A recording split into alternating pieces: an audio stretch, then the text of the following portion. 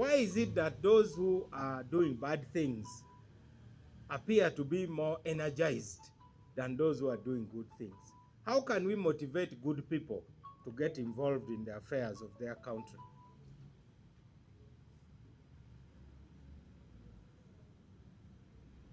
Everywhere, the people who are being celebrated are basically the thugs.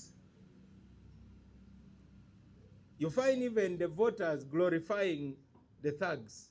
In their conversation, they say, don't play with that candidate. He can kill you, man. You know, that one is not a joke. He can even kill you.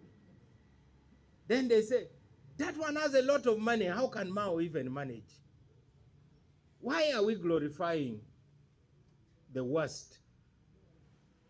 Because we glorify them, that's what gives them energy. We should deny them the oxygen. And we should motivate the best.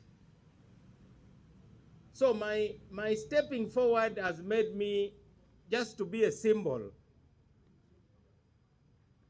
And that is why the majority of those who are in support of my candidature normally are not people who support me, by the way.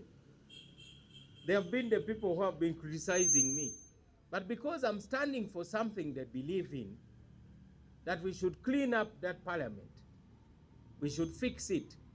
So I'm carrying their flag.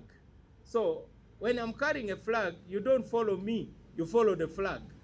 Because even if I fall, somebody else must pick the flag and continue that fight. So that is the whole context of this struggle we are in.